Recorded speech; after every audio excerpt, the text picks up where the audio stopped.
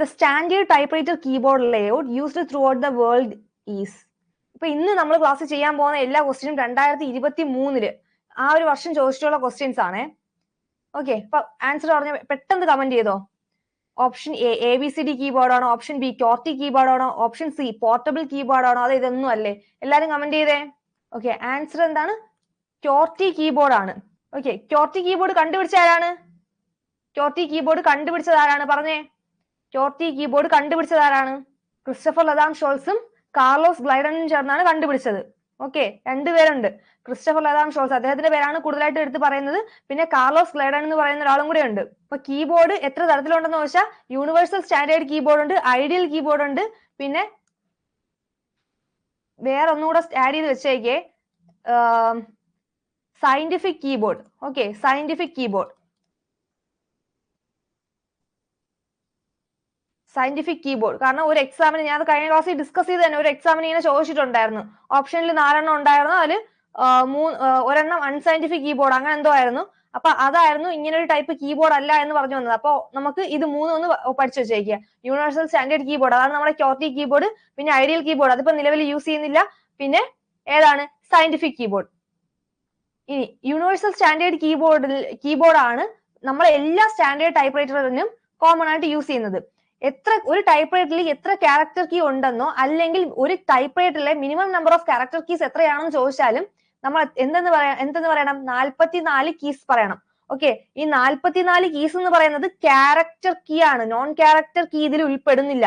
അതും ശ്രദ്ധിക്കുക, non character key ഇതിൽ ഉൾപ്പെടുന്നില്ല. ഓക്കെ, ഓരോ കീയിലും എത്ര ലെറ്റർ വെച്ചുണ്ട്? 2 ലെറ്റർ വെച്ചുണ്ട്. ഓരോ കീയിലും 2 ലെറ്റർ വെച്ചുണ്ട്. അത് മാത്രമല്ല നമ്മളെ കീബോർഡിൽ എത്ര റോയിലാണ് കീസ് അറേഞ്ച് ചെയ്തിരിക്കുന്നത് വെച്ചാൽ 4 റോ ആയിട്ടാണ് കീസ് അറേഞ്ച് ചെയ്തിരിക്കുന്നത്. ഓക്കെ, ഈ 4 റോ ആയിട്ടാണ് കീസ് അറേഞ്ച് ചെയ്തിരിക്കുന്നത്. ഓക്കെ, ഇത്ര അറിയാലോ. ഇനി അടുത്ത പറഞ്ഞോ. Choose the odd one out. പറഞ്ഞേ. Option A Remington and Sons ആണോ, ഓപ്ഷൻ ബി IBM ആണോ, ഓപ്ഷൻ സി ഗോദ്രേജ് ആണോ, ഓപ്ഷൻ ഡി കാനോൺ ആണോ? അതെ, ബാക്കി മൂന്നും, അതായത് ഓപ്ഷൻ ഡി ആണ് ആൻസർ എന്ന് പറയുന്നത്. ഓഡ് വൺ ഔട്ട് എന്ന് പറയുന്നത് അതായത് റെമിംഗ്ടൺ ആൻഡ് സൺസ് ഒരു ടൈപ്പ് റൈറ്റിംഗ് മാനുഫാക്ചറിംഗ് കമ്പനിയാണ്. IBM എന്താണ്? അവരും ടൈപ്പ് റൈറ്റിംഗ് ഒക്കെ മാനുഫാക്ചർ ചെയ്യും. അവര് എന്താണ് നമ്മുടെ ഇലക്ട്രോണിക് ടൈപ്പ് റൈറ്റർ ഒക്കെ അവർ മാനുഫാക്ചർ ചെയ്തിട്ടുണ്ട്. പിന്നെ ഗോദ്രേജ് നമുക്കറിയാം, നമ്മൾ ഉപയോഗിച്ചിട്ടൊക്കെ ഉള്ളതാണല്ലേ, ഉപയോഗിച്ച ടൈപ്പ് റൈറ്റർ ആണല്ലേ ഗോദ്രേജ് പ്രൈമ എന്നൊക്കെ പറയുന്നത്. അപ്പൊ ഇത് മൂന്നും ടൈപ്പ് റൈറ്റിംഗ് മാനുഫാക്ചറിംഗ് കമ്പനീസ് ആണ്. ഓക്കെ, അപ്പൊ നമുക്ക് കുറച്ച് ടൈപ്പ് റൈറ്റിംഗ് മാനുഫാക്ചറിംഗ് കമ്പനീസിന്റെ പേരൊന്ന് വായിച്ചു വെച്ചേക്കാം. നമുക്ക് ഇതിന്ന് ഏതെങ്കിലും അഥവാ വന്നാൽ നമുക്ക് ഇതൊരു ടൈപ്പ് റൈറ്റിംഗ് മാനുഫാക്ചറിംഗ് കമ്പനി എന്നെങ്കിലും മനസ്സിലാക്കണ്ടേ. ഒന്നാമത്തത് അമേരിക്കൻ റൈറ്റിംഗ് മെഷീൻ കമ്പനി. എന്താണ്? American writing machine company. പിന്നെ ബ്ലിക് ടൈപ്പ്റൈറ്റേഴ്സ്, പിന്നെ ബ്രദർ ടൈപ്പ്റൈറ്റേഴ്സ്, പിന്നെ കൊറോണ ടൈപ്പ്റൈറ്റേഴ്സ്. എന്താണ്? കൊറോണ ടൈപ്പ്റൈറ്റേഴ്സ്. പിന്നെ ഡിമോറസ്റ്റ് manufacturing company, Everest typewriters, Facit ടൈപ്പ്റൈറ്റേഴ്സ്. ഫാസിറ്റ് നമ്മൾ എപ്പോഴും കേട്ടിട്ടുള്ളത് തന്നെ അല്ലേ, ഫാസിറ്റ് ടൈപ്പ്റൈറ്റേഴ്സ്. പിന്നെ ഗ്രാൻവില്ലെ ടൈപ്പ്റൈറ്റേഴ്സ്, പിന്നെ ഹാമണ്ട് ടൈപ്പ്റൈറ്റർ കമ്പനി. എന്താണ്? Hammond typewriter company. പിന്നെ ഒലിവർ ടൈപ്പ്റൈറ്റർ കമ്പനി, പിന്നെ ഒലിവറ്റി ടൈപ്പ്റൈറ്റേഴ്സ്, ഒളിമ്പിയ വർക്കി AG, പിന്നെ പൈലാഡ് SA. ഓക്കെ, ജസ്റ്റ് നിങ്ങളൊന്ന് ഓടിച്ചൊന്ന് വായിച്ചു വെച്ചാൽ മതി. ഇത് കണ്ട ഓക്കെ, എക്സാമിന് പോകുമ്പോൾ ഈ ഒരു പേര് കണ്ട ഇത് ടൈപ്പ് റൈറ്റിംഗ് മാനുഫാക്ചറിംഗ് കമ്പനിയാണ്, അത്രയൊന്നും ഐഡന്റിഫൈ ചെയ്താൽ മതി. ടൈപ്പ് റൈറ്റിംഗ് മാനുഫാക്ചറിംഗ് കമ്പനീസ് ഇത്രയൊന്നും അല്ല, ഇനിയും ഉണ്ട്. മിനിമം ഇത്രയെങ്കിലും ഒന്ന് വായിച്ചു വയ്ക്കുക. ഓക്കെ, ഏതൊക്കെയാണ്? American writing machine, Blick typewriters, Brother typewriters, Corona typewriters, Demorest manufacturing company, Everest typewriters, Facit typewriters, Granville typewriters, Hammond typewriter company, Oliver typewriter company, Olivetti typewriters, Olympia Werke AG, then Paillard SA. Okay, ഇനി അടുത്തത്. Okay, അടുത്തതിന്റെ പറയാം. DIV stands for. എന്താണ് DIV? Dividend ആണോ, division ആണോ, divert ആണോ, none of these ആണോ? അതെ, ഡിവിഡന്റ് ആണ്. ഡിവിഡന്റ് ആണ്. DIV എന്ന് പറഞ്ഞാൽ ഡിവിഡന്റ് ആണെന്ന് ഓർത്തിരിക്കുക. ഓക്കെ, ഡിവിഡന്റ് ആണ്. ഏതൊരു ക്ലാസ്സിൽ പറഞ്ഞു DIVD എന്നോ അങ്ങനെ എന്തോ ഡിവിഡന്റിന് കണ്ടെന്ന അങ്ങനെ എന്തോ പറഞ്ഞായിരുന്നു ഒരാൾ. അപ്പൊ ഓർത്തിരിക്കുക, ഇത് ഡിവിഡന്റ് DIV ആണ്. ഇത് പ്രീവിയസ് ആയിട്ട് PSC വന്നതും കൂടെ ആയതുകൊണ്ട് DIV പഠിച്ചിരിക്കുക. ഏതോ ഒരു ഗൈഡിൽ കിടന്നെന്നാണ് പറഞ്ഞത്. ഓക്കെ, പക്ഷെ DIV ആണ് ഡിവിഡന്റ്. നമുക്ക് കുറച്ച് ഇതേപോലുള്ള അബ്രിവേഷൻസ് നോക്കാം. നമ്മൾ ക്ലാസ്സിൽ കണ്ടായിരുന്നു. ഇനി കുറച്ച് അബ്രിവേഷൻസ് നോക്കാം. റിക്വേർഡിന് നമ്മൾ എങ്ങനെ എഴുതും? റിക്വേർഡിന് REQ പിന്നെ ED, ഈ ലാസ്റ്റത്തെ ഡി ഇത് ചേർത്താണ് റിക്വേർഡ് കൊടുക്കുന്നത്. ഇത് കണ്ടാൽ ചിലപ്പോൾ പെട്ടെന്ന് വേറെ ഓപ്ഷൻസിൽ റിക്വസ്റ്റഡ് എന്നോ അങ്ങനെയൊക്കെ കാണും. പക്ഷെ REQD എന്ന് പറയുന്നത് റിക്വേർഡിനാണ്. റിക്വസ്റ്റഡ് എന്ന് അങ്ങനെയൊന്നും കൊടുക്കരുത്, റിക്വേർഡ് ആണ്. പഠിച്ചാക്കേ ഇത് എഴുതാൻ പറ്റത്തുള്ളൂ. അപ്പൊ റിക്വേർഡ് ആണ്. ഇനി റെഡ് ക്രോസിനാണ് റെഡ് ഇട്ടിട്ട് എക്സ് എന്ന് ഇങ്ങനെ എഴുതുന്നത്. ഓക്കെ, റെഡ് ഇട്ട് എക്സ് എന്നിട്ട് എന്താണ്? റെഡ് ക്രോസ് ആണ്. ഇനി റെമ്യൂണറേഷൻ, റം കൊടുത്തിട്ട് ഒരു N കൊടുത്ത റെമ്യൂണറേഷൻ, റം കൊടുത്തിട്ട് ഒരു N കൊടുത്ത റെമ്യൂണറേഷൻ. ഇനി രജിസ്ട്രേഷൻ ആണെങ്കിലോ? രജിസ്ട്രേഷൻ ആണെങ്കിൽ REG പിന്നെ N, registration. Okay, REGN. Okay, remuneration ഒന്ന് നോക്കി വെച്ച്, അഥവാ എക്സാമിനൊക്കെ വന്നാൽ ചിലപ്പോൾ ഓപ്ഷനിൽ റിമൈനിങ് എന്നൊക്കെ കാണും. അതൊന്നും കൊടുക്കരുത്. REMN ആണെങ്കിൽ അത് റെമ്യൂണറേഷൻ, REGN ആണെങ്കിൽ അത് രജിസ്ട്രേഷൻ. ഇനി റെയിൽവേ സ്റ്റേഷൻ ആണെങ്കിൽ RLY ആണ് റെയിൽവേ എന്നുള്ളത്. റെയിൽവേ സ്റ്റേഷൻ അല്ല, സോറി, റെയിൽവേക്ക് RLY. ഇനി സെക്രട്ടേറിയറ്റിന് നമ്മൾ എന്താണ് ഷോർട്ട് ഫോം പറയുന്നത്? സെക്രട്ടേറിയറ്റ് ആർക്കെങ്കിലും പറയാമോ? സെക്രട്ടേറിയറ്റ് ഞാൻ കഴിഞ്ഞ ക്ലാസ്സിലും പഠിപ്പിച്ചാന്ന് എനിക്ക് ഓർമ്മയില്ല. സെക്രട്ടേറിയറ്റിന് നമ്മൾ എഴുതുന്നത്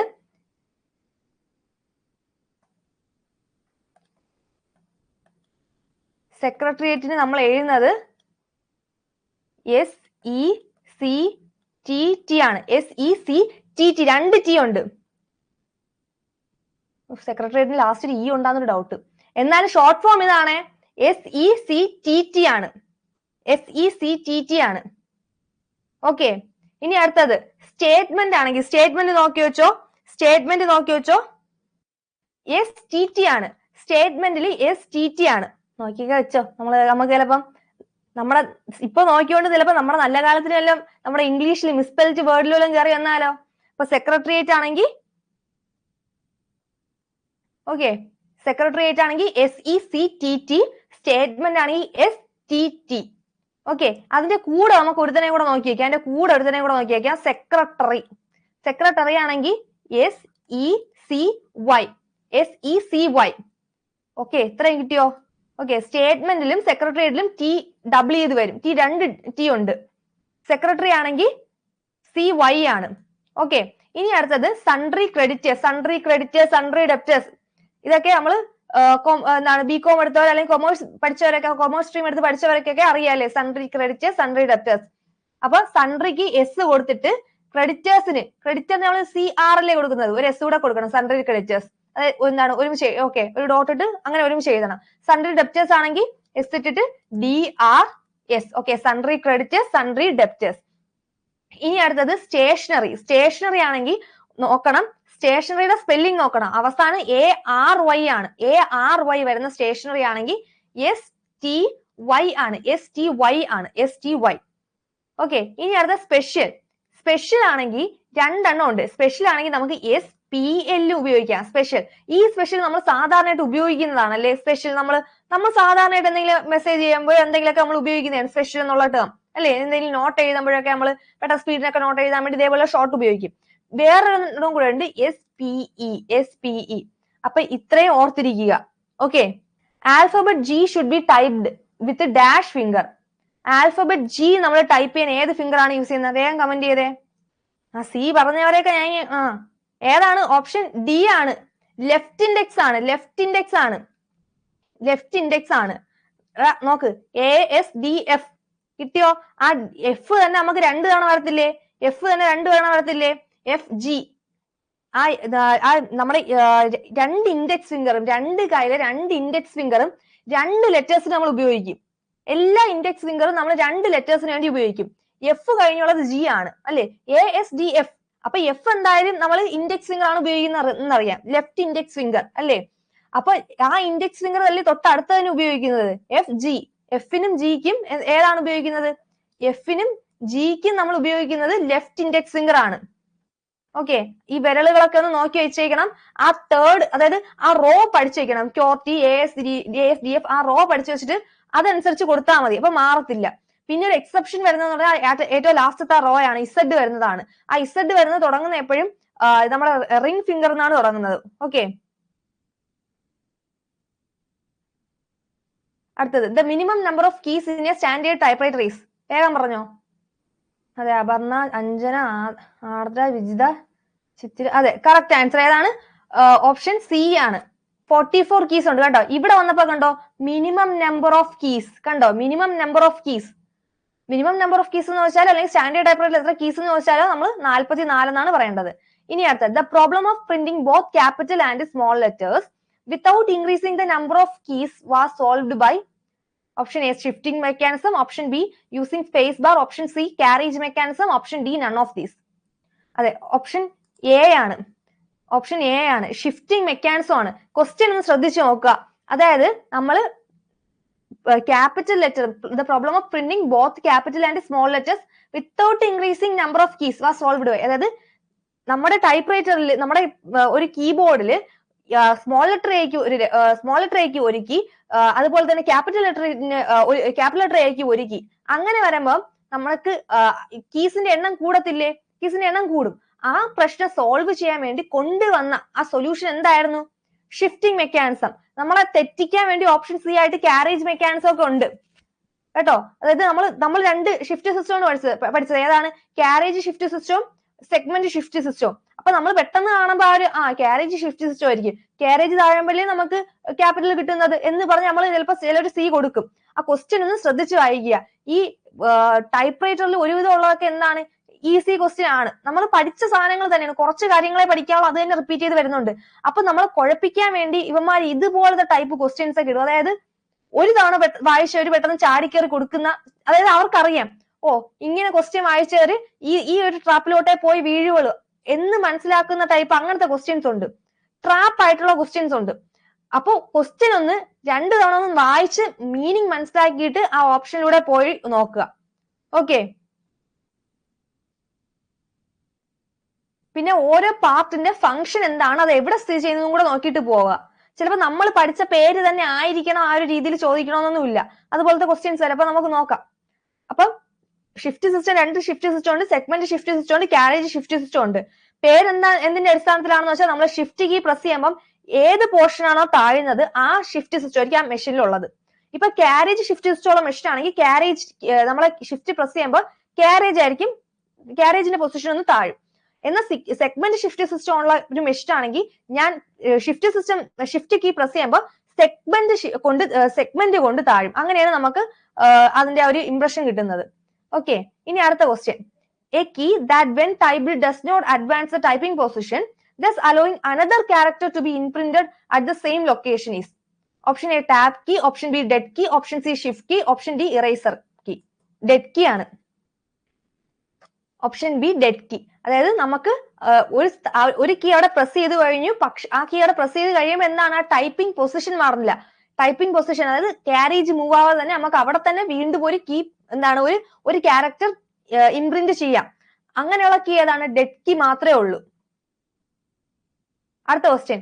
while typing on a typewriter the position of the paper moves from position എങ്ങോട്ടുനിന്ന് എങ്ങോട്ടാണ് മൂവ് ചെയ്യുന്നത്? നമ്മൾ പേപ്പറിൽ ടൈപ്പ് ചെയ്യുന്ന സമയത്ത് പൊസിഷൻ എങ്ങോട്ടുനിന്ന് എങ്ങോട്ടാണ് മൂവ് ചെയ്യുന്നത്? എയും സിയും ഇങ്ങനെ മിക്സഡ് ആയിട്ട് വരുന്നുണ്ട്. ഇങ്ങോട്ട് ശ്രദ്ധിക്കുക. ക്വസ്റ്റ്യൻ നോക്ക്, പേപ്പറിന്റെ പൊസിഷൻ എങ്ങോട്ട് മൂവ് ചെയ്യുന്നതാണ്. ഇവർ ഇത്രയും നാൾ ചോദിച്ചത് കാരേജ് എങ്ങോട്ട് മൂവ് ചെയ്യുമെന്ന്. ഇപ്പൊ അത് മാറ്റി എന്തോന്ന് ചോദിക്കുന്നത്? പേപ്പറിന്റെ പൊസിഷൻ എങ്ങോട്ട് മൂവ് ചെയ്യുമെന്ന്. എടാ ഒന്ന് ശ്രദ്ധിക്ക്, കാരേജ് എങ്ങോട്ട് മൂവ് ചെയ്യുന്നോ അങ്ങോട്ടല്ലേ പേപ്പർ മൂവ് ചെയ്യത്തുള്ളൂ. നമ്മൾ കാരേജ് എങ്ങോട്ട് മൂവ് ചെയ്യുന്നത്? കാരേജിന്റെ പുറത്തല്ലേ പേപ്പർ നമ്മൾ ഫിക്സ് ചെയ്ത് വെച്ചിരിക്കുന്നത്. അപ്പൊ കാരേജ് ഏത് സൈഡിലോട്ട് പോകുന്നു ആ സൈഡിലോട്ട് തന്നെയാണ് പേപ്പർ മൂവ് ചെയ്യുന്നത്. Okay, answer right to left ആണ്. നമ്മൾ എഴുതുന്ന എപ്പോഴും ലെഫ്റ്റ് നിന്ന് റൈറ്റിലോട്ടാണ് എഴുതുന്നതല്ലേ? ലെഫ്റ്റ് നിന്ന് റൈറ്റിലോട്ട് നമ്മൾ എഴുതും. അപ്പൊ കാരേജ് മൂവ് ചെയ്യുന്ന എങ്ങോട്ടെന്നാണ്? റൈറ്റ് നിന്ന് ലെഫ്റ്റിലോട്ട് മൂവ് ചെയ്യും. ആ ഒരു പൊസിഷൻ ആ ഒരു ഡയറക്ഷനിലായിരിക്കുമല്ലോ പേപ്പർ മൂവ് ചെയ്യുന്നത്. അപ്പോ ഇതിന്റെ ആൻസർ എന്ന് പറയുന്നത് ഓപ്ഷൻ സി ആണ്. ഓക്കെ, ക്ലിയർ ആയോ? ആ ക്വസ്റ്റ്യൻ ക്ലിയർ ആയോ? ശരി, അടുത്ത ക്വസ്റ്റ്യൻ. അടുത്ത ഇതിലേക്ക് പോകുന്നതിന് മുന്നേ നമ്മൾ എന്തൊക്കെ ടൈപ്പ് ചെയ്യുമ്പോഴാണ് കാരേജ് റൈറ്റിൽ നിന്ന് ലെഫ്റ്റിലോട്ട് പോകുന്നത്, ഏതൊക്കെ കീ പ്രസ് ചെയ്യുമ്പോഴാണ് അല്ലെങ്കിൽ ഏതെല്ലാം ലിവർ യൂസ് ചെയ്യുമ്പോഴാണ് ലെഫ്റ്റ് നിന്ന് റൈറ്റിലേക്ക് പോകുന്നതെന്നാണ് നോക്കുന്നത്. ക്യാരക്ടർ കീ, അതുപോലെ തന്നെ space bar, tabulator bar, carriage release lever. ഇത്രയും കാര്യങ്ങൾ ഉപയോഗിക്കുമ്പം കാരേജ് റൈറ്റ് നിന്ന് ലെഫ്റ്റിലേക്ക് മൂവ് ചെയ്യും. എന്നാൽ കാരേജ് റിട്ടേണിംഗ് ലിവർ അല്ലെങ്കിൽ ലൈൻ സ്പേസിംഗ് റിട്ടേണിംഗ് ലിവർ, അതുപോലെ തന്നെ ബാക്ക് സ്പേസ് കീ, ഇത് രണ്ടും പ്രസ് ചെയ്യുമ്പോൾ ലെഫ്റ്റ് നിന്ന് റൈറ്റിലേക്കാണ് പോകുന്നത്. ശ്രദ്ധിക്കണം, നമ്മുടെ ടൈപ്പ്റൈറ്ററിൽ 3 തരത്തിലുള്ള റിലീസ് കീ ഉണ്ട്. റിലീസ് കീ അല്ല, റിലീസ് ലിവർ ഉണ്ട്. ഓക്കെ, ഏതൊക്കെയാണ്? ഫീഡ് റോൾ റിലീസ് ലിവർ ഉണ്ട്, അതുപോലെ തന്നെ കാരേജ് റിലീസ് ലിവർ ഉണ്ട്, പിന്നെ സിലിണ്ടർ റിലീസ് ലിവർ ഉണ്ട്. ഇതൊക്കെ എവിടെയൊക്കെയാണെന്നൊരു ഐഡിയ ഉണ്ടായിരിക്കണം. ഇനി അടുത്ത, blade against which paper is placed in a typewriter. Option A paper bail, option B paper release, option C margin release, option D paper guide. Paper guide ആണ്. എന്താണ് answer? Paper guide ആണ് answer. എന്നാൽ ഈ blade മാറിയിട്ട് rod against which paper is placed in a typewriter എന്ന് പറഞ്ഞ answer എന്ത് വരുമായിരുന്നു? Rod against which paper is placed in a typewriter എന്ന് പറഞ്ഞ ആൻസർ ഏത് വരുമായിരുന്നു? ഓപ്ഷൻ എ വരുമായിരുന്നു, പേപ്പർ ബെയിൽ. ഓക്കെ, ഇതിവിടെ ചോദിച്ചിരിക്കുന്ന ബ്ലേഡ് ആണ്. ബ്ലേഡ് ആണെങ്കിൽ പേപ്പർ ഗൈഡും, റോഡാണ് ചോദിച്ചെങ്കിൽ റോഡ് എന്താണ്? റോഡ് മീൻസ് എന്താണ്? ദണ്ട്, ഒരു ദണ്ട് പോലുള്ള സാധനം, അതെന്താണ്? നമ്മളെ പേപ്പർ ബെയിൽ റോഡ്. നോക്കിയോ, ഒന്ന് ഇങ്ങോട്ട് നോക്കിയോ, ഒന്ന് ശ്രദ്ധിച്ചു നോക്കിയോ. ഇപ്പോഴും ഞാൻ പറഞ്ഞില്ലേ, എന്താണ് ഈ റിലീസ് ലിവേഴ്സ് ക്ലിയർ അല്ലാത്ത ചില ആളുകളുണ്ട്. അവരിങ്ങോട്ട് നല്ലതുപോലെ ശ്രദ്ധിച്ചിരുന്നോ? ഇവനെ ഇവിടെ ഇവനെ കണ്ടോ? ഇവന്മാർ രണ്ടുപേരും കണ്ടോ? ഇവന്മാർ രണ്ടുപേരും ആരാണ്? ഇവരിൽ ഏതെങ്കിലും ഒന്നിനെ പ്രസ് ചെയ്ത് എന്താണ് പറ്റുന്നത്? അതെ, കാരേജ് റിലീസ് ലിവർ ആണ്. നമ്മൾ അത് പ്രസ് ചെയ്ത് കഴിഞ്ഞാൽ കാരേജ് അങ്ങ് സ്മൂത്ത് ആയിട്ട് മൂവ് ചെയ്യല്ലേ. ഇപ്പൊ എന്താണ്? കാരേജ് റിലീസ് ലിവർ ആണ്. ഓർക്കുക, കാരേജ് റിലീസ് ലിവർ ആണ്. കാരേജ് മുഴുവനായിട്ട് നമുക്ക് മൂവ് ചെയ്യിക്കാൻ പറ്റും. അപ്പൊ ഇതെന്താണ്? കാരേജ്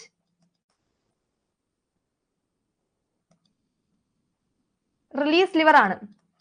ഓക്കെ, എന്നാ ഇതിന് തൊട്ട് താഴെ ഇവിടെ ഒരുത്ത ഇരിക്കുന്നുണ്ടോ? ഇവൻ ആരാണ്? അവന്റെ പേര് പറഞ്ഞേ. ഫീഡ്രോൾ റിലീസ് ലിവർ. ഇത് എന്താണ്? ഫീഡ്രോൾ. ഒരിക്കലും ഇവനെ കയറി നമ്മളെ എന്താണ് ഫീഡ്രോളിന്റെ അതിന്റെ അടുത്താണ് നമ്മളെ സിലിണ്ടർ ഇരിക്കുന്നത് എന്ന് പറഞ്ഞ് അവനെ കയറി മറ്റേ സിലിണ്ടർ റിലീസ് ലിവർ എന്നൊന്നും കയറി സ്നേഹത്തോട് വിളിക്കരുത്. ഫീഡ്രോൾ റിലീസ് ലിവർ ആണ്, സിലിണ്ടർ റിലീസ് ലിവർ അല്ല. സിലിണ്ടർ റിലീസ് ലിവർ വേറെ അടുത്ത് മാറി ഇരിപ്പുണ്ട്. ഇത് ഫീഡ്രോൾ റിലീസ് ലിവർ ആണ്.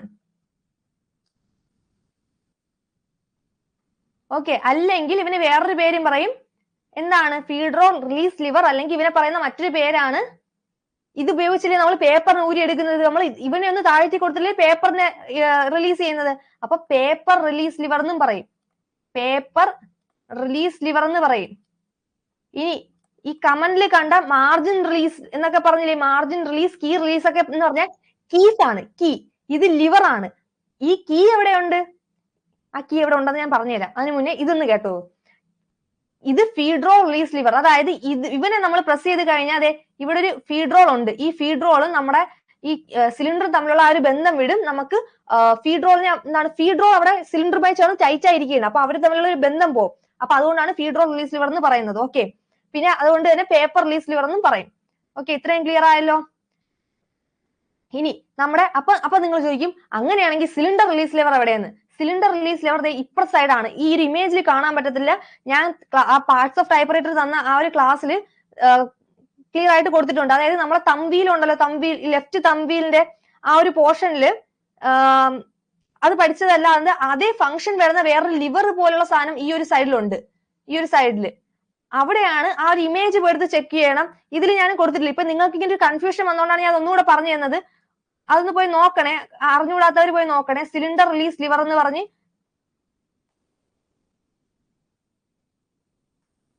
പറഞ്ഞിട്ടുണ്ട്. അത് പ്രസ് ചെയ്യുമ്പോൾ നമുക്ക് സിലിണ്ടറിനെ സ്മൂത്ത് ആയിട്ട് റൊട്ടേറ്റ് ചെയ്യാൻ പറ്റും. അതാണ് സിലിണ്ടർ റിലീസ് ലിവർ എന്ന് പറയുന്നത്. ഓക്കെ, ഇത്രയും ക്ലിയർ ആയോ? ആ 3 റിലീസ് ലിവേഴ്സിന് ക്ലിയർ ആയോ?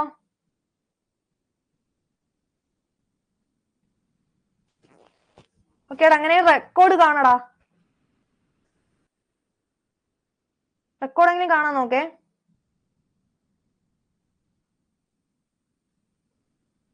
ഓക്കെ, ഇനി കീ റിലീസറും അതുപോലെ തന്നെ മാർജിൻ റിലീസറും മാർജിൻ റിലീസറും രണ്ടാണ്. ഞാൻ ഇപ്പൊ തൽക്കാലത്തേക്ക് ഇവിടെ ഒന്ന് വരച്ച് കാണിച്ചു തരാം. അതായത് നമ്മൾ കീസ് പറയത്തില്ലേ 4 റോസ് ആയിട്ടുണ്ടെന്ന്, ആ 4 റോയുടെ ഏറ്റവും ടോപ്പിലായിട്ട് നമുക്കൊരു ടാബ് കീ ഉള്ളത് അറിയാമോ? Tab key.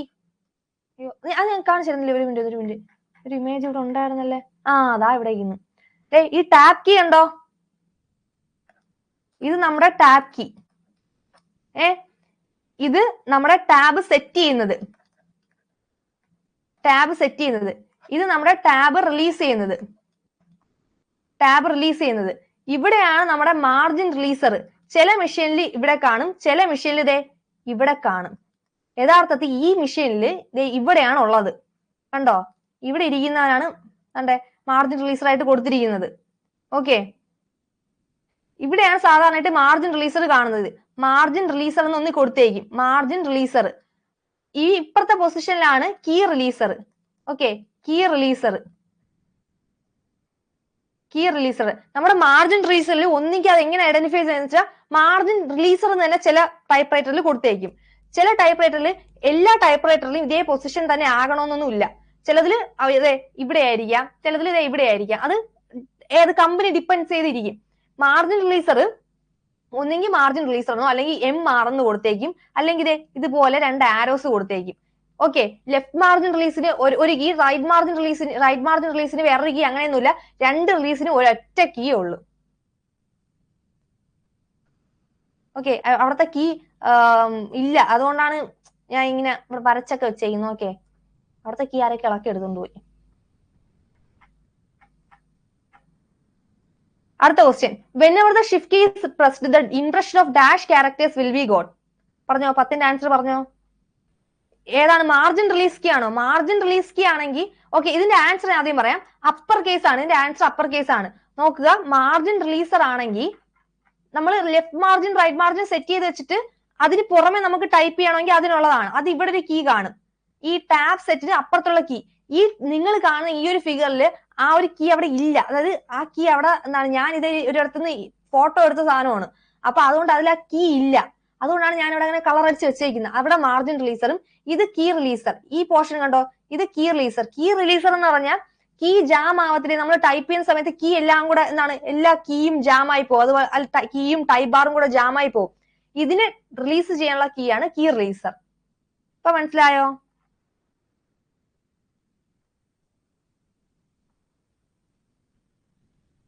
ഇനി ഷിഫ്റ്റ് കീസിനെ പറ്റി പറഞ്ഞാൽ ലിറ്റിൽ ഫിംഗർ ആണ് നമ്മൾ ഷിഫ്റ്റ് കീക്ക് ഉപയോഗിക്കുന്നത്. ഓക്കെ, ഷിഫ്റ്റ് കീക്ക് ഉപയോഗിക്കുന്നത് ലിറ്റിൽ ഫിംഗർ ആണ്. നമ്മൾ നേരെ ചൊവ്വേ ആ ഷിഫ്റ്റ് കീ അമർത്തി പിടിച്ചില്ലെങ്കിൽ, അതായത് ഇംപ്രോപ്പർ ഷിഫ്റ്റിംഗ് ആണെങ്കിൽ അത് എന്തിന് കാരണമാവും?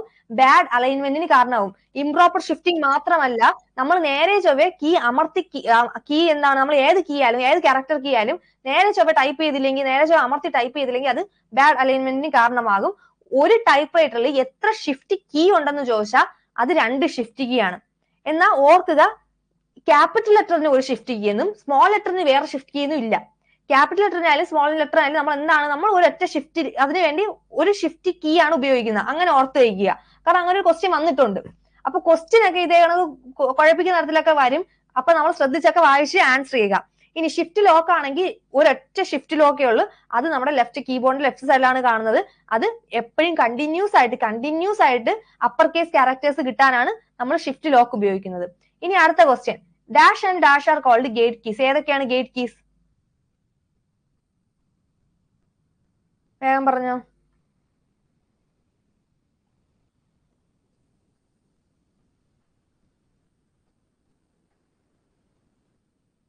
ധന്യ, റോസ്ന,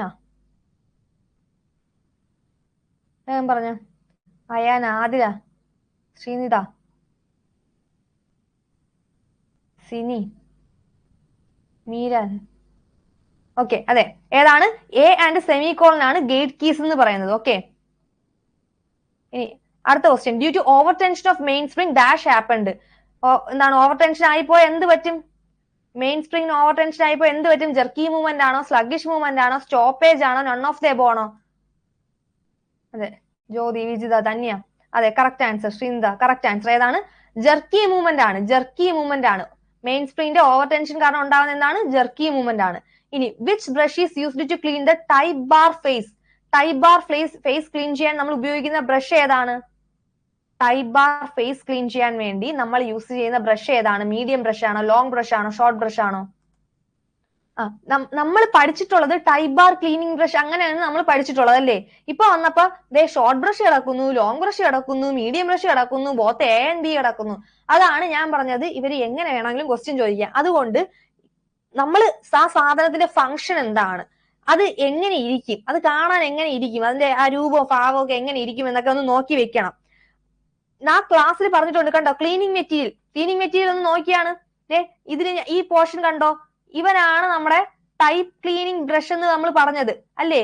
ഈ ടൈപ്പ് ക്ലീനിങ് ബ്രഷ് എന്ന് പറഞ്ഞ് പഠിച്ചത്. ഈ 3 ബ്രഷുകളിലും ഏറ്റവും ചെറുതാരാണ്, ഏറ്റവും കുഞ്ഞാരാണ്? നമ്മുടെ ടൈപ്പ് ക്ലീനിങ് ബ്രഷ് അല്ലേ? അപ്പൊ ടൈപ്പ് ക്ലീനിങ് ബ്രഷ് ആയതുകൊണ്ട് അവനാണ് ചെറുത്. അത് വെച്ചാണ് നമ്മൾ ടൈപ്പ് ക്ലീനിങ് ചെയ്യുന്നത്. അതുകൊണ്ട് നമുക്ക് അവനെ ഷോർട്ട് ബ്രഷ് എന്ന് വിളിക്കാം. ഇവന്റെ ഈ ഒരു നമ്മളെ ബ്രഷ് പോർഷൻ ഉണ്ടല്ലോ, ആ ബ്രഷ് എന്ന് പറയുന്നത് നല്ല കട്ടിയാണ്. അതുകൊണ്ട് ഇവനെ നമുക്ക് എന്തെന്ന് വിളിക്കാം? ഹാർഡ് ബ്രഷ് എന്ന് വിളിക്കാം. ഓക്കെ, ഇനി ഏതൊക്കെ പേരിൽ ചോദിച്ചാലും അത് പറയണമെങ്കിൽ അത് കാണാൻ എങ്ങനെ ഇരിക്കും, അത് എവിടെ ക്ലീൻ ചെയ്യാനാണ് ഉപയോഗിക്കുന്നത് എന്നൊക്കെ മനസ്സിലാക്കി വെക്കണം. പിന്നെ ഇതിനെ ഹാർഡ് ബ്രഷ് എന്ന് പറയും. ഇപ്പൊ PSCD ക്വസ്റ്റ്യൻ നമുക്ക് മനസ്സിലായി അതിന് എന്തെന്ന് വിളിക്കും? ഷോർട്ട് ബ്രഷ് എന്ന് വിളിക്കും. പിന്നെ ഏതൊക്കെ ബ്രഷസ് ആണ് നമ്മൾ ഉപയോഗിക്കുന്നത്? ലോങ് ഹാൻഡിൽഡ് ബ്രഷ് ഉണ്ട് കണ്ടോ, നീണ്ട ബ്രഷ്, അതിനെയാണ് ലോങ് ബ്രഷ് എന്ന് പറഞ്ഞാൽ അവിടെ കൊടുത്തേക്കുന്നത്. പിന്നെ വയർ ബ്രഷ്. ഓക്കെ, ഒരു വയർ ബ്രഷ്, നമ്മളെ കുപ്പിയൊക്കെ കഴുകുന്ന രീതിയിലുള്ള വയർ ബ്രഷ്. ഓക്കെ, ഇത്രയും ക്ലിയർ ആയല്ലോ. ഇനി മീഡിയം ബ്രഷ്, അതങ്ങനെയൊന്നുമില്ല, അതിൽ വെറുതെ ഓപ്ഷന് വേണ്ടി കൊടുത്തേക്കുന്നത്. അപ്പൊ ഇതിന്റെ ആൻസർ എന്താണ്? ഷോർട്ട് ബ്രഷ് ആണ്.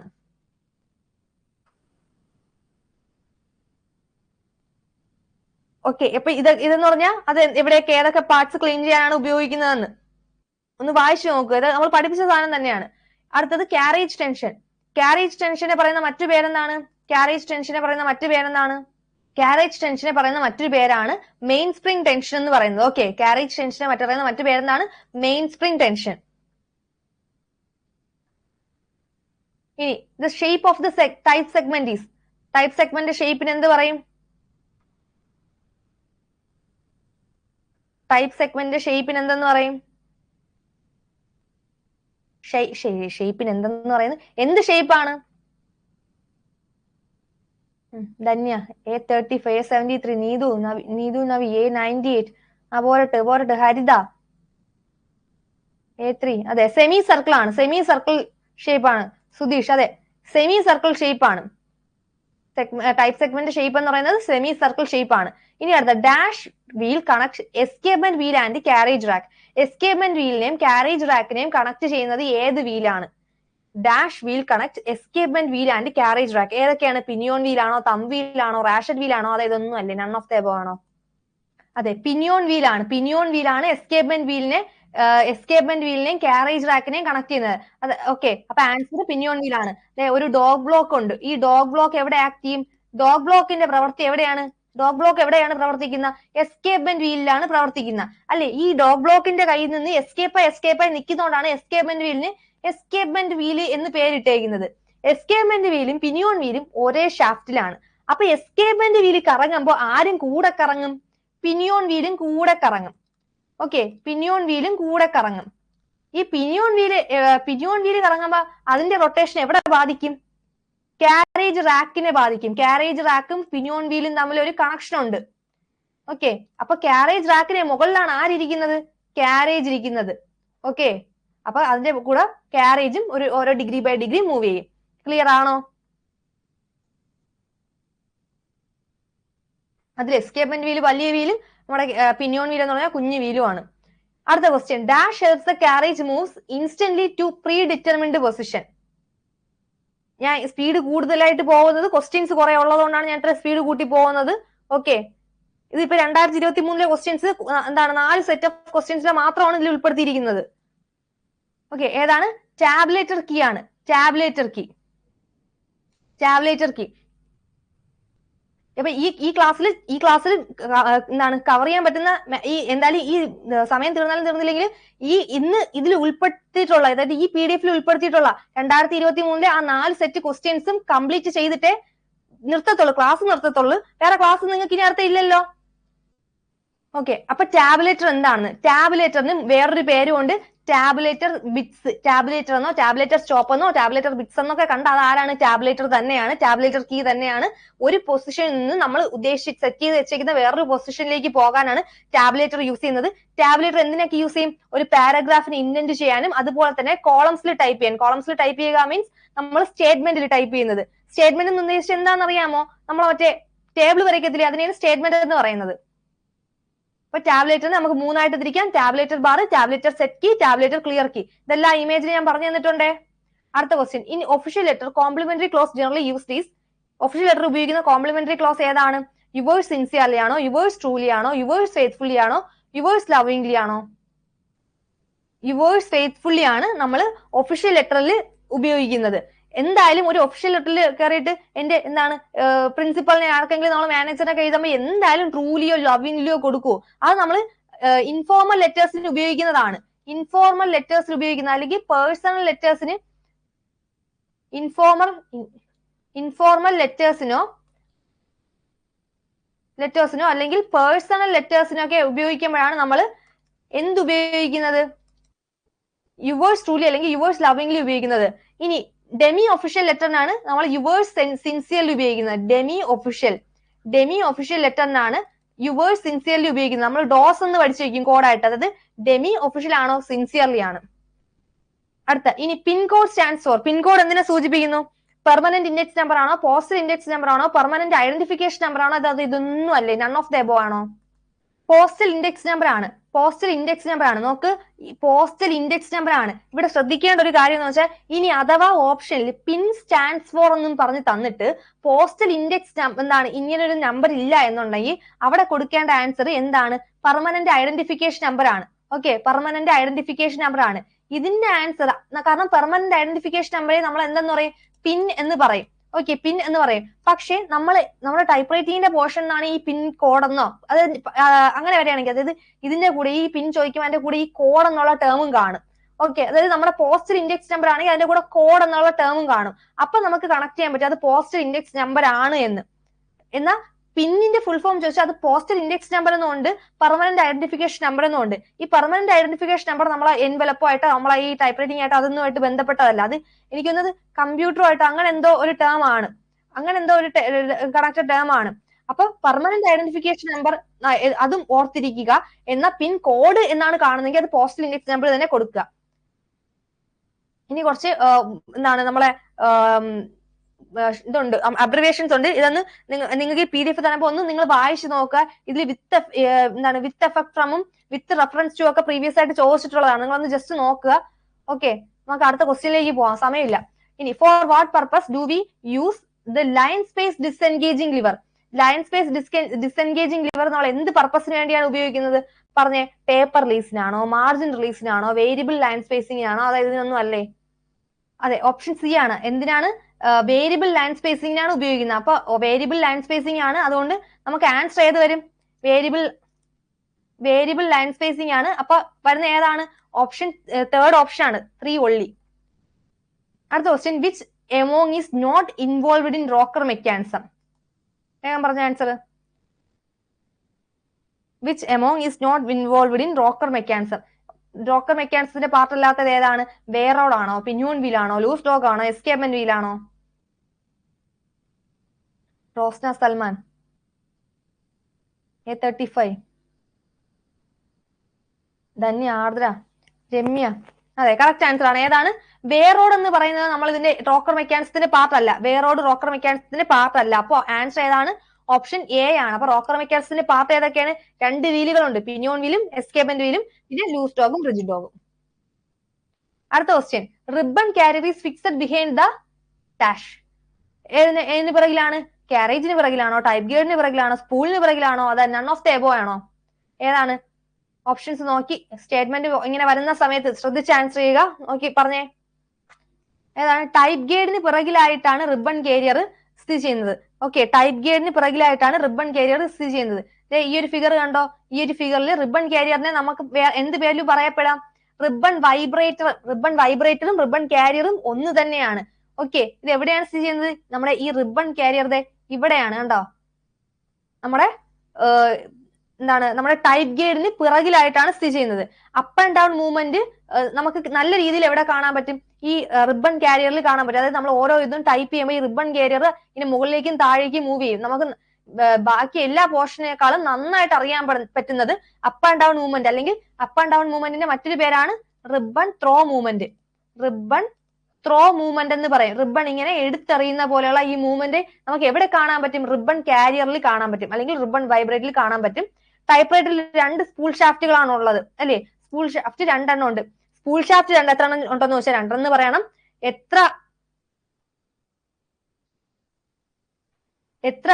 എത്ര റിബൺ സ്പൂൾ ഉണ്ടെന്ന് ചോദിച്ചാൽ 2 എന്ന് പറയണം. ഓക്കെ, എത്ര സ്പൂൾ ഷാഫ്റ്റ് ഉണ്ടെന്ന് ചോദിച്ചാൽ 2 എന്ന് പറയണം. എത്ര സ്പൂൾ ഷാഫ്റ്റ് ഉണ്ടെന്ന് ചോദിച്ചാൽ അത് 2 എന്ന് പറയണം. എത്ര ബേവൽ ഗിയേഴ്സ് ഉണ്ടെന്ന് ചോദിച്ചാൽ അതും 2 എന്ന് പറയണം. ഓക്കെ, ഈ റിബണുമായി ബന്ധപ്പെട്ട് എത്ര റിബൺ സ്പൂൾ ഉണ്ട്, റിബൺ സ്പൂൾ ഷാഫ്റ്റ്, ബേവൽ ഗിയർ എത്ര എണ്ണം ഉണ്ടെന്ന് ചോദിച്ചാൽ അത് എത്ര എണ്ണം എന്ന് പറയണം? 2 എണ്ണം എന്ന് പറയണം. എന്നാൽ എത്ര മെയിൻ ഷാഫ്റ്റ് ഉണ്ടെന്ന് ചോദിച്ചാൽ മെയിൻ ഷാഫ്റ്റ് അല്ലെങ്കിൽ ലോങ് ഗിയർ ഷാഫ്റ്റ്, മെയിൻ ഷാഫ്റ്റിന്റെ മറ്റൊരു പേരാണ് ലോങ് ഗിയർ ഷാഫ്റ്റ്. എത്ര മെയിൻ ഷാഫ്റ്റ് ഉണ്ടെന്ന് ചോദിച്ചാൽ അത് ഒന്നേ പറയാവുള്ളൂ, ഒരെണ്ണേ ഉള്ളൂ. ഓക്കെ, അപ്പൊ ഇതൊക്കെ ഒന്ന് വായിച്ചു നോക്കുക. ഇതൊക്കെ നമ്മൾ പഠിച്ച സാധനമാണ്. എന്നാൽ ഇനി അപ്പ് ആൻഡ് ഡൗൺ മൂവ്മെന്റ്, നമ്മുടെ റിബണിന്റെ അപ്പ് ആൻഡ് ഡൗൺ മൂവ്മെന്റിനെ കൺട്രോൾ ചെയ്യുന്ന ഏതാണ്? അത് ആക്ച്വേറ്റിംഗ് ലിവർ ആണ്. പഠിച്ച സാധനമാണ്, അതാണ് കൂടുതലൊന്നും ഇതിലായിട്ട് പോകാത്തത്. ഒന്ന് നോക്കുക. പിന്നെ റിബണിന്റെ അപ്പ് ആൻഡ് ഡൗൺ മൂവ്മെന്റിലുള്ള പാർട്സുകൾ ഒന്ന് നോക്കി വയ്ക്കുക. പാർട്സുകൾ നോക്കി വയ്ക്കുക. ഓട്ടോമാറ്റിക് റിവേഴ്സ് മൂവ്മെന്റിന്റെ പാർട്സുകൾ ഒന്ന് നോക്കി വയ്ക്കുക. ഓക്കെ, ഈ പാർട്സുകൾ ഒന്ന് നോക്കി വയ്ക്കുക. ഇനി അടുത്തത് demi official letter, the to address is used to. എല്ലാ ടൈപ്പ് ലെറ്റേഴ്സിന്റെതും എല്ലാ ടൈപ്പ് ഗവൺമെന്റുമായിട്ട് റിലേറ്റഡ് ആയിട്ടുള്ള എല്ലാ ടൈപ്പ് ലെറ്റേഴ്സിന്റെ ഓർഡറിന്റെ എല്ലാം ഞാൻ ഫോട്ടോ ഗ്രൂപ്പിൽ ഷെയർ ചെയ്തിട്ടുണ്ടായിരുന്നു. ഓക്കെ, ഡെമി ഒഫീഷ്യൽ ലെറ്ററിന്റെ ടു അഡ്രസ് എവിടെയാണ് ടൈപ്പ് ചെയ്യുന്ന? ലെഫ്റ്റ് ടോപ്പിലാണോ, ലെഫ്റ്റ് ബോട്ടത്തിലാണോ, റൈറ്റ് ബോട്ടത്തിലാണോ, റൈറ്റ് ടോപ്പിലാണോ? പറഞ്ഞേ.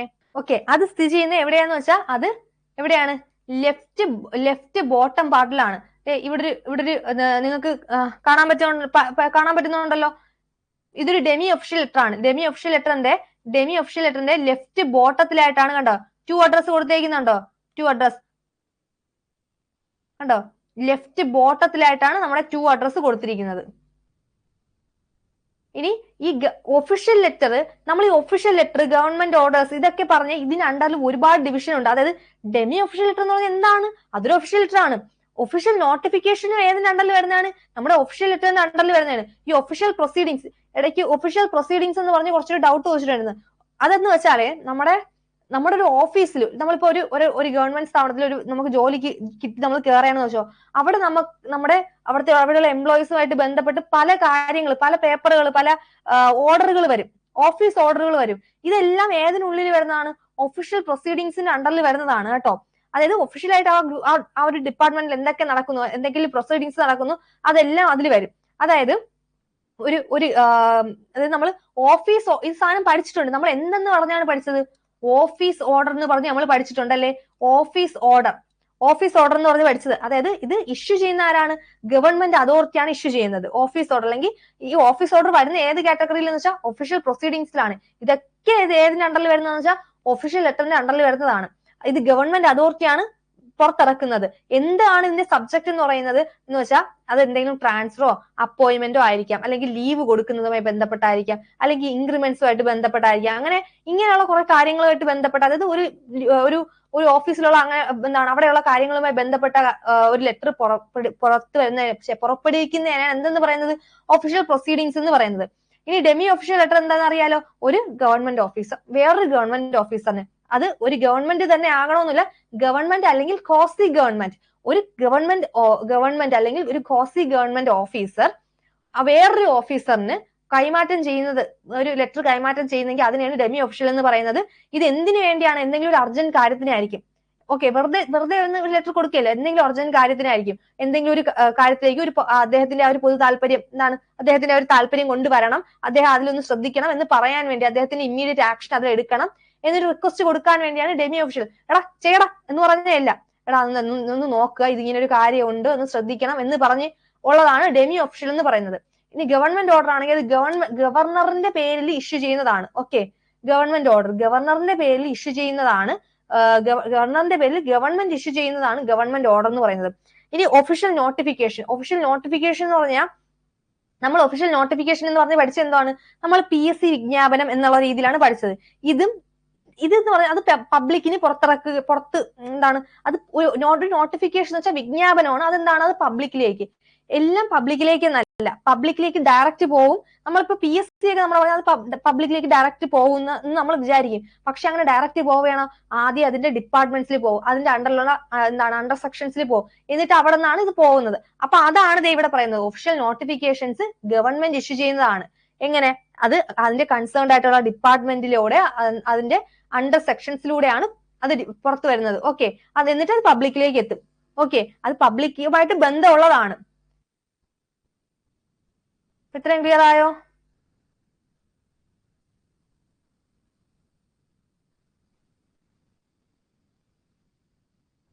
എടാ, ആക്ച്വേറ്റിംഗ് ലിവർ എന്ന് പറഞ്ഞാൽ ആ ഒരു ഇമേജ് നോക്കാം. ആ ഇമേജിലുണ്ട് ആക്ച്വേറ്റിംഗ് ലിവർ. അതാണ് നമ്മുടെ ഈ മൂവ്മെന്റിനെ കൺട്രോൾ ചെയ്യുന്നത്. ആ ഒരു ഇമേജിൽ ഒരു പോർഷൻ കൊടുത്തിട്ടുണ്ട് ആക്ച്വേറ്റിംഗ് ലിവർ എന്ന്. അതൊരു ചെറിയൊരു പോർഷൻ ആണ്. അപ്പ് ആൻഡ് ഡൗൺ മൂവ്മെന്റ് അത് ഇങ്ങനെ ഒരു ഇതാണെന്ന് പറയുന്നില്ലടാ.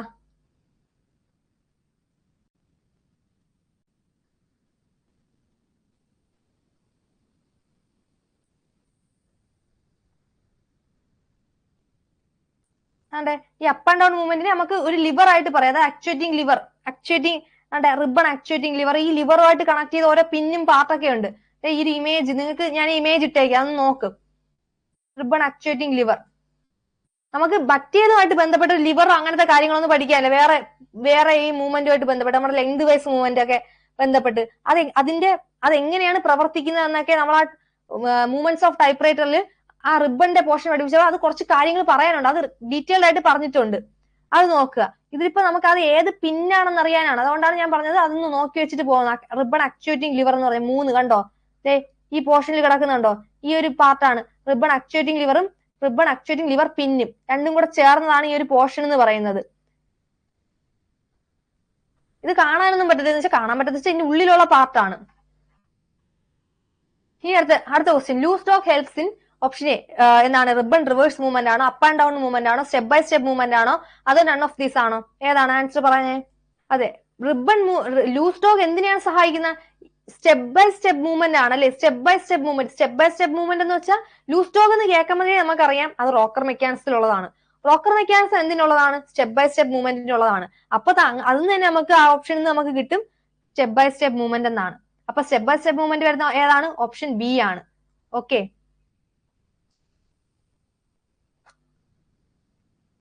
അടുത്ത. In government order below the abstract content usually leave dash space between the 2 lines. ഇപ്പൊ ഗവൺമെന്റ് ഓർഡറിൽ അബ്സ്ട്രാക്റ്റില് 2 ലൈൻസിനിടയ്ക്ക് എത്ര സ്പേസ് വിടും?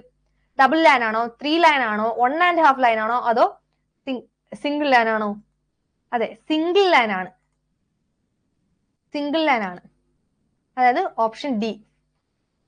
ഇനി the punctuation mark used after from and to be written while typing the address in a letter. ഏതാണ്?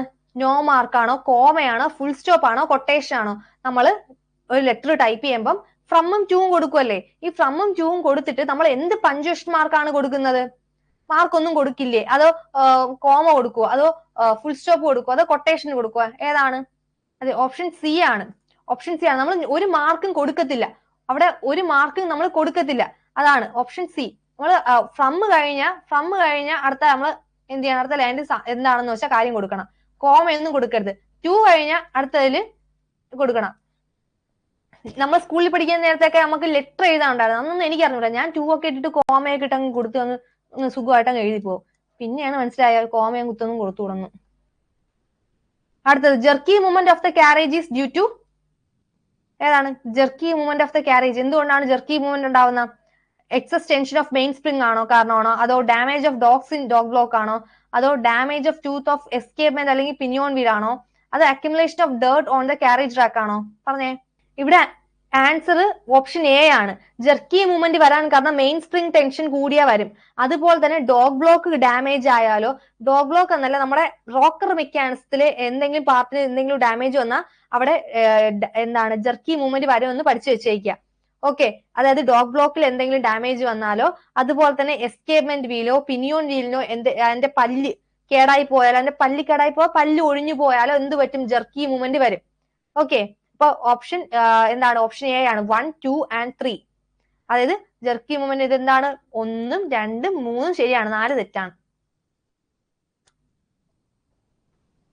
അടുത്ത. Ribbon movement is not associated with. Ribbon movement എന്തുമായിട്ട് associate ചെയ്യുന്നില്ല? Ribbon movement ഇതിൽ എന്തുമായിട്ട് അസോസിയേറ്റ് ചെയ്യുന്നില്ല? റിബൺ ത്രോ,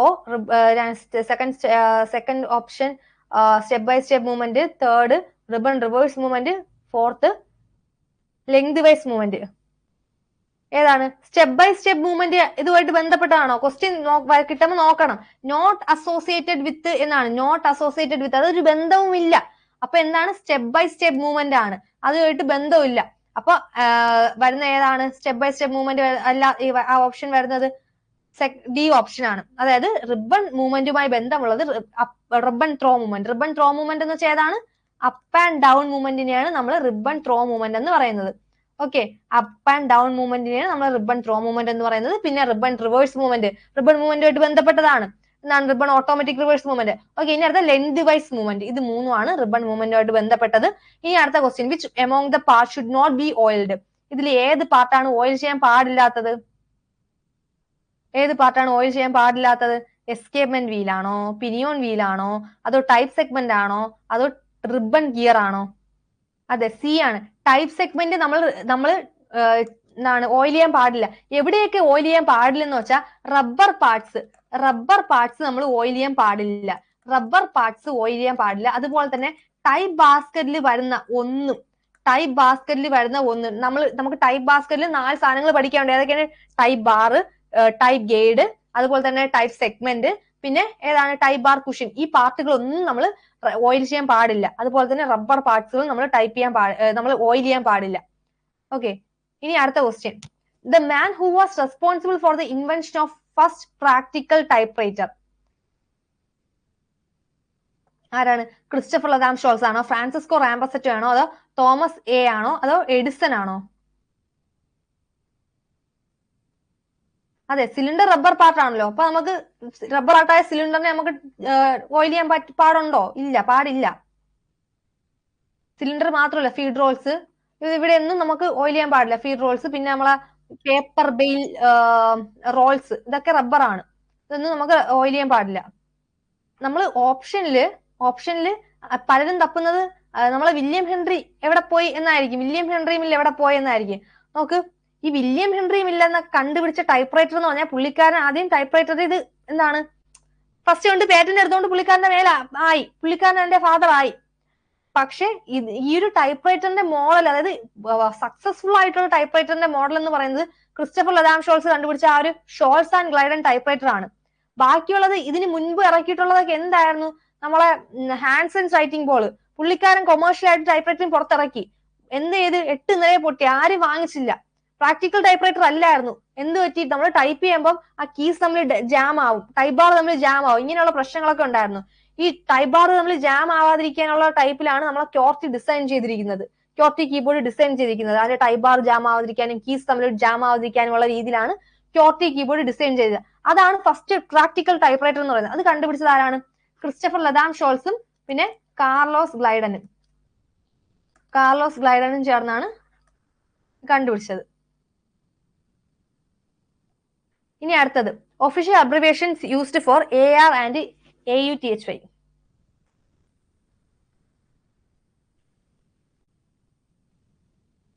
അതിന് 1 രൂപ അത്രയൊക്കെ ഉള്ളൂ. അല്ലെ, അതിന് ടൈപ്പ് റൈറ്റർ ഒന്നും പറയാൻ പറ്റത്തില്ല.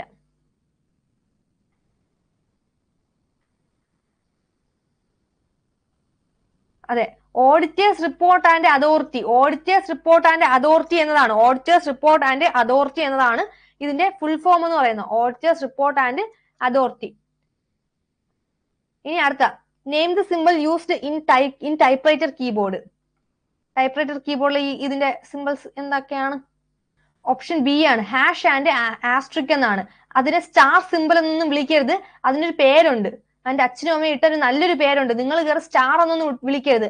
ആസ്ട്രിക് എന്നൊരു സൂപ്പർ പേര് ഇട്ടിട്ടുണ്ട്. സ്റ്റാർ എന്നൊന്നും കയറി വിളിക്കല്ല അതിനെ. Okay, hash and asterisk. അടുത്തത്, gate keys in a typewriter are operated by.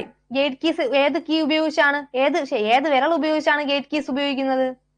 Gate keys, അതെ, ലിറ്റിൽ ഫിംഗർ ഉപയോഗിച്ചുകൊണ്ടാണ് നമ്മൾ ഗേറ്റ് കീസ് ഓപ്പറേറ്റ് ചെയ്യുന്നത്. ഓക്കെ, ലിറ്റിൽ ഫിംഗർ ഉപയോഗിച്ചുകൊണ്ടാണ് നമ്മൾ ഗേറ്റ് കീസ് ഓപ്പറേറ്റ് ചെയ്യുന്നത്. ഷിഫ്റ്റ് കീ ഓപ്പറേറ്റ് ചെയ്യാനും നമ്മൾ ലിറ്റിൽ ഫിംഗർ ആണ് ഉപയോഗിക്കുന്നത്. അതും കൂടെ ഓർത്ത് വെച്ചോ. ഇനി അടുത്തത്, the purpose of main spring in a type writing machine. Type writing മെഷീനിൽ മെയിൻ സ്പ്രിംഗ് എന്തിനാണ്, എന്ത് പരിപാടിക്കാണ് മെയിൻ സ്പ്രിംഗ് വെച്ചേക്കുന്നത്? For pulling the carriage to the left ആണോ, അത് for pulling for the movement of type bars ആണോ, for the movement of space bar ആണോ അതോ option D for the movement of shift keys ആണോ?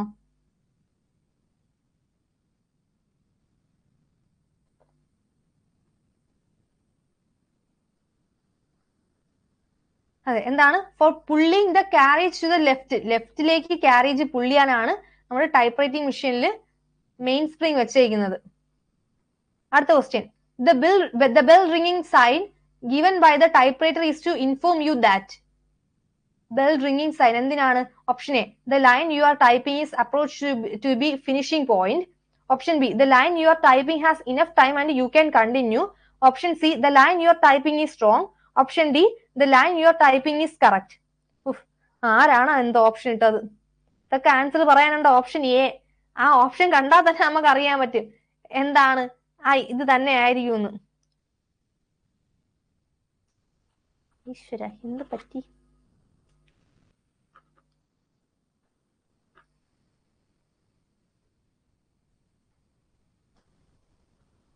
Option A ആയിരിക്കും.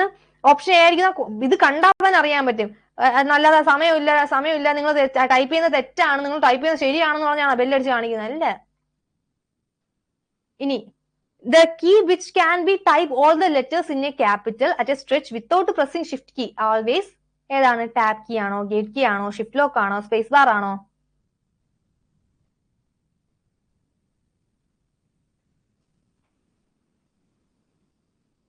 ഇനി എത്ര question ഉണ്ടെന്ന് വെച്ചാൽ തീരാറായി. ഇത് ലാസ്റ്റ് സെറ്റ് ആണ്. ഈ സെറ്റും കൂടെ കഴിഞ്ഞാൽ തീരും. ഇതിലുള്ള ക്വസ്റ്റ്യൻ തന്നെ. അതെ, ഷിഫ്റ്റ് ലോക്ക് ആണ്. ഷിഫ്റ്റ് ലോക്ക് ആണ്. അടുത്ത question, for typing the upper case character we use.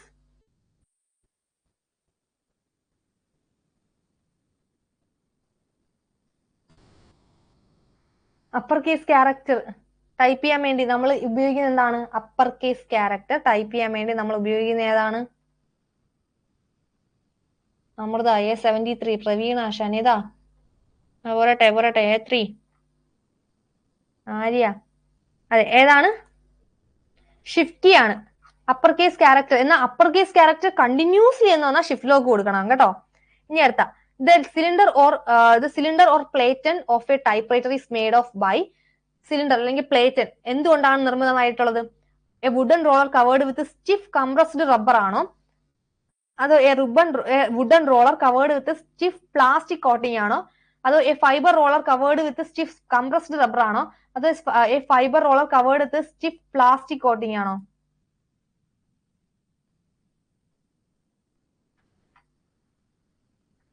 എന്തായാലും റബ്ബർ ആണെന്ന് നമുക്കറിയാം. അപ്പൊ റബ്ബർ വരുന്ന രണ്ട് ഓപ്ഷൻ കിടക്കുന്നു. ഈ ബീനെ സീനെ എപ്പോഴും നമുക്ക് ക്യാൻസൽ ചെയ്ത് കളയാം.